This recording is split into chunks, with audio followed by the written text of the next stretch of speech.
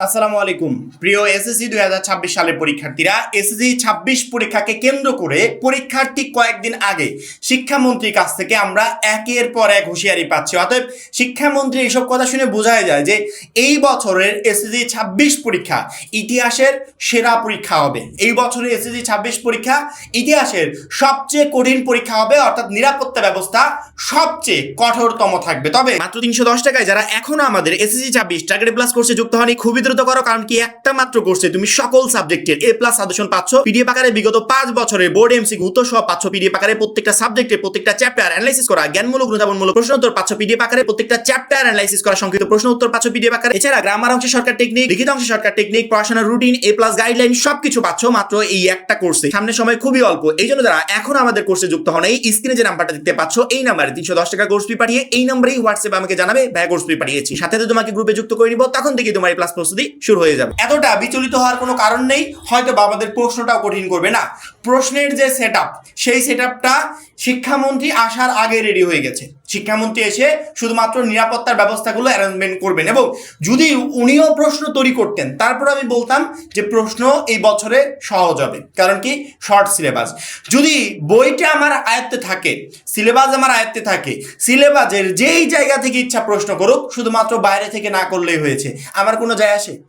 সিলেবাসের যে কোনো অংশ থেকে প্রশ্ন করলে আমি আনসার করতে পারবো যদি আমি পড়াশোনা করে যাই। আর যদি পড়াশোনা না করি, আমাকে যদি পরীক্ষার আগের দিন প্রশ্নও দেওয়া হয়, তারপরে আমি পরীক্ষায় কখনো ভালো রেজাল্ট করতে পারবো না।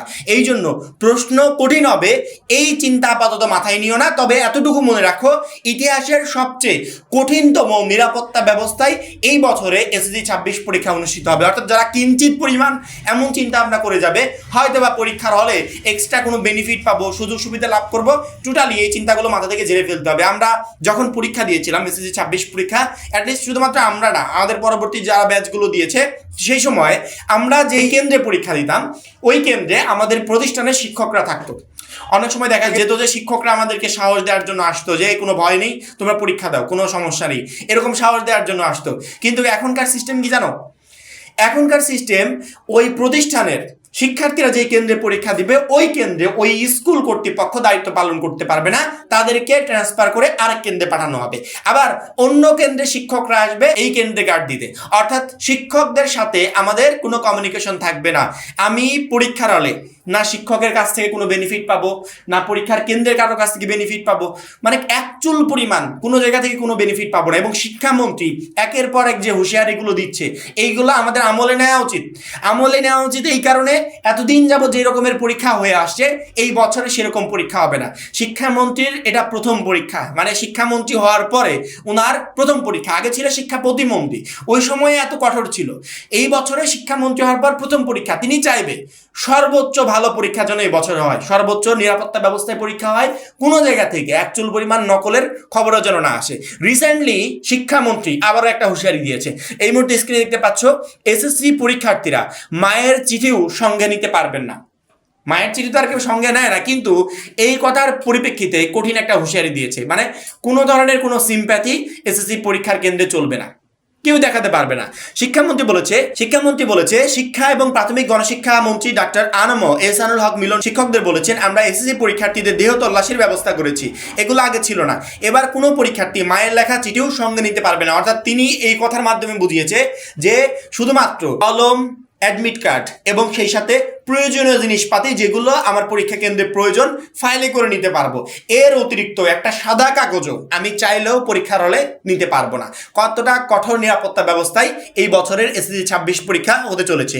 শনিবার 4 এপ্রিল দুপুরে কুমিল্লা শিল্পকলা একাডেমিতে কুমিল্লা অঞ্চলের কেন্দ্র সচিবদের সঙ্গে মত বিনিময়কালে শিক্ষামন্ত্রী এই কথা বলেন। সবাই আরও উপস্থিত ছিলেন কুমিল্লা শিক্ষা বোর্ডের কর্মকর্তা, সব কেন্দ্র সচিব এবং সংশ্লিষ্ট কর্মকর্তা কর্মচারীরা। শিক্ষামন্ত্রী শিক্ষকদের উদ্দেশ্যে বলেন, আপনারা যদি সত্যিকার অর্থে ছাত্রদের লেখাপড়া শেখান তাহলে সদগায়ে জারিয়া পাবেন। আমি বলেছিলাম শিক্ষা মন্ত্রণালয় আমার ইবাদতখানা, এখানে আপনি ওযু ছাড়া ঢুকতে পারবেন না। শিক্ষা মন্ত্রণালয় থেকে অসৎ কাজ করা যাবে না। এই মন্ত্রণালয়কে আমি পবিত্র করেছিলাম, সেখানে আপনারা কাজ করছেন। এর পরবর্তীতে আরো অনেক হুঁশিয়ারির কথা বলেছে। আমার মনে হয় এই কথাগুলোর মাধ্যমে, এবং বোর্ড পরীক্ষা পর্যন্ত হয়তো অনেক কিছু বলবেও অলরেডি, এই কথাগুলোর মাধ্যমে আমাদের প্রত্যেকেরই সতর্ক হওয়া উচিত। এতদিন যাবৎ পরীক্ষা হয়ে আসছিল অন্য সিস্টেমে, পরীক্ষা ব্যবস্থা ছিল অন্যরকম।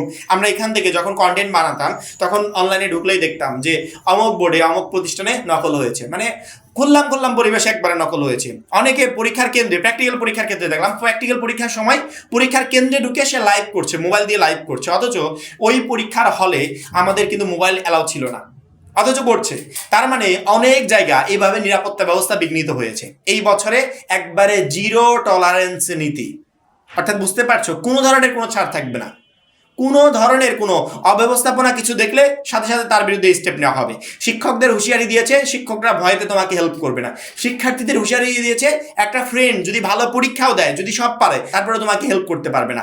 অর্থাৎ কেউই তোমাকে কোনো ধরনের কোনো হেল্প করবে না। পরীক্ষার কেন্দ্রে একদম তুমি একা, নিজে যা পারো যতটুকু পারো, ভালো পারলে ভালো, খারাপ পারলে খারাপ, পরীক্ষা দিয়ে তারপরে বাসায় আসতে হবে। প্রত্যেকটা শিক্ষার্থীকে বলছি, সামনে পরীক্ষা, এই পরীক্ষাকে কেন্দ্র করে শিক্ষামন্ত্রী যে কথাগুলো বলছে এগুলো মাথায় রেখে তারপরে প্রিপারেশনটা সাজানো উচিত, যেন পরীক্ষার কেন্দ্রে আপাতত আমার কারো হেল্পের প্রয়োজন না হয়, আমি যেন একটা বেস্ট পরীক্ষা দিয়ে তারপরে বাসায় আসতে পারি। আশা করি প্রত্যেকটা শিক্ষার্থী সেই মতো প্রিপারেশন নিবে এবং শেষ মুহূর্তে আমাদের সাজেশনগুলো, আমাদের পিডিএফগুলো ফলো করবে। ইনশাল্লাহ ওইগুলোই তোমাকে এসএসসি 26 পরীক্ষায় প্রত্যেকটা সাবজেক্টে A+ পেতে প্রচন্ড পরিমাণে হেল্প করবে। আর যারা এখনো আমাদের কোর্সে যুক্ত হয়নি, খুবই দ্রুত যুক্ত হয়ে যাবে। সবাই ভালো থাকবে, সুস্থ থাকবে, আল্লাহ হাফেজ।